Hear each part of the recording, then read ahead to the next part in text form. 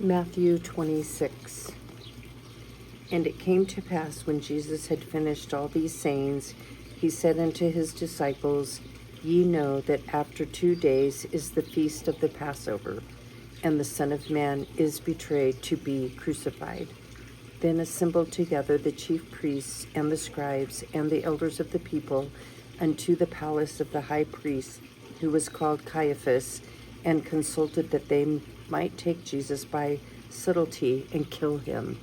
But they said, Not on the feast day, lest there be an uproar among the people. Now when Jesus was in Bethany, in the house of Simon the leper, there came unto him a woman having an alabaster box of very precious ointment, and poured it on his head as he sat at meat.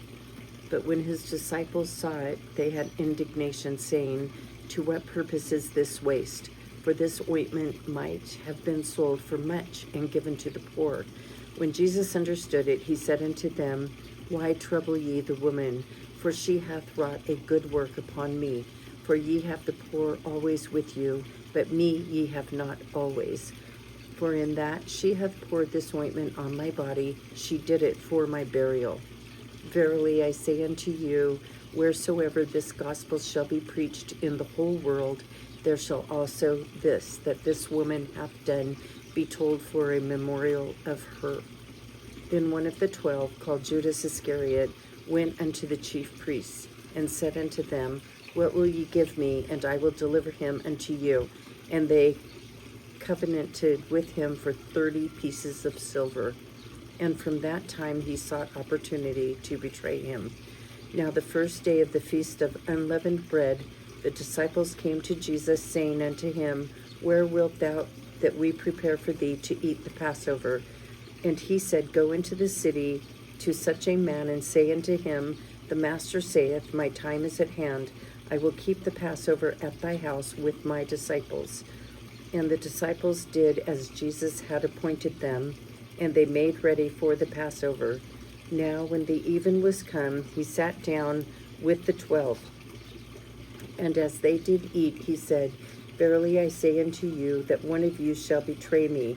And they were exceeding sorrowful, and began every one of them to say unto him, Lord, is it I? And he answered and said, He that dippeth his hand with me in the dish, the same shall betray me. The Son of Man goeth, as it is written of him, but woe unto that man by whom the Son of Man is betrayed. It had been good for that man if he had not been born.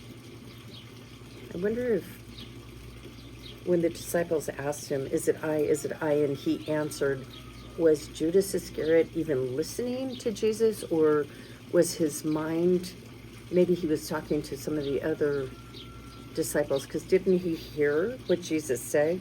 The son of, he that dippeth his hand with me in the dish, the same shall betray me. Because, I don't know, did he consider himself betraying Jesus? Did he know he was betraying Jesus? Then Judas, which betrayed, answered and said, Master, is it I? He said unto him, Thou hast said. I guess he knew. Thanks for answering that question, God. And as they were eating, Jesus took bread and blessed it and brake it and gave it to the disciples and said, Take, eat, this is my body. And he took the cup and gave thanks and gave it to them, saying, Drink ye all of it, for this is my blood of the New Testament, which is shed for many for the remission of sins. But I say unto you, I will not drink henceforth of this fruit of the vine until that day when I drink it new with you in my Father's kingdom. And when they had sung an hymn, they went out into the Mount of Olives. Then saith Jesus unto them, All ye shall be offended because of me this night. For it is written, I will smite the shepherd, and the sheep of the flock shall be scattered abroad. But after I am risen again, I will go before you into Galilee. Peter answered and said unto him, Though all men shall be offended because of thee, yet will I never be offended. Jesus said unto him, Verily I say unto thee, that this night before the cock crow thou shalt deny me thrice. Peter said unto him, Though I should die with thee, yet will I not deny thee. Likewise also said all the disciples. I bought a wall map of Israel, and it kind of shows Egypt and Europe in that area over there where Israel is, and it has specifically the cities and towns of Israel, so that when the Bible talks about Galilee and Nazareth and Bethlehem and Jerusalem and Judea, I can look at my map and know exactly where that is, because I always wondered I wonder where Bethlehem is, I wonder where Nazareth is, I wonder where Galilee is. And so with that map, whenever it references a city, I can run to the map, look at it, and see where Jesus walked, where he was speaking, where his disciples were, where Capernaum is, and all the cities. So it's cool. Yeah, I highly suggest getting one. Then cometh Jesus with them unto a place called Gethsemane, and saith unto the disciples, Sit ye here while I go and pray yonder. And he took with him Peter and the two sons of Zebedee, and began to be sorrowful and very heavy. Then saith he unto them, My soul is exceeding sorrowful, even unto death. Tarry ye here, and watch with me. And he went a little further, and fell on his face, and prayed, saying, O my Father, if it be possible, let this cup pass from me. Nevertheless, not as I will, but as thou wilt.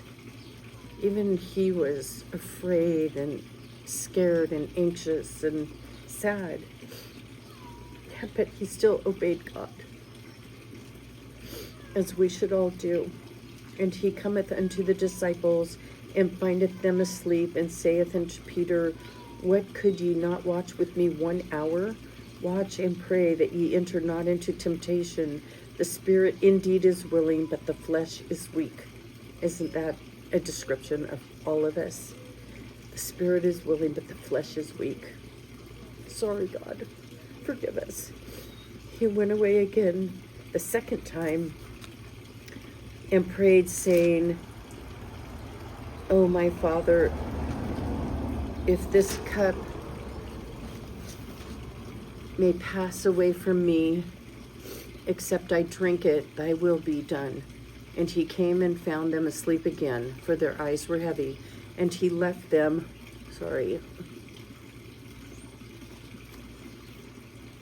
And he left them, and went away again, and prayed the third time, saying the same words. Then cometh he to his disciples, and saith unto them, Sleep on now, and take your rest. Behold, the hour is at hand, and the Son of Man is betrayed into the hands of sinners. Rise, let us be going. Behold, he is at hand that doth betray me. Probably have mascara everywhere. And while he yet spake, lo, Judas, one of the 12, came, and with him a great multitude with swords and staves from the chief priests and elders of the people. Now he that betrayed him gave them a sign, saying, Whomsoever I shall kiss, that same is he, hold him fast. And forthwith he came to Jesus, and said, Hail, Master, and kissed him. And Jesus said unto him, Friend, wherefore art thou come? Then came they, and laid hands on Jesus, and took him. And behold, one of them which were with Jesus stretched out his hand, and drew his sword, and struck a servant of the high priest, and smote off his ear. Then said Jesus unto him, Put up again thy sword into his place, for all they that take the sword shall perish with the sword. Thinkest thou that I cannot now pray to my Father, and he shall presently give me more than 12 legions of angels? But how then shall the scriptures be fulfilled, that thus it must be? Yeah, because God can do anything. Jesus could have walked away. Jesus could have just said, stop, and they would have stopped and turned. But that would not then have fulfilled the scriptures. And the scriptures, this is true. Everything is true in the Bible. This is God's living word, and the scriptures have to be fulfilled for the time to come where we get to go to heaven with God. In that same hour said Jesus to the multitudes, Are ye come out as against a thief with swords and staves for to take me? I sat daily with you, teaching in the temple, and ye laid no hold on me. But all this was done that the scriptures of the prophets might be fulfilled. Then all the disciples forsook him and fled.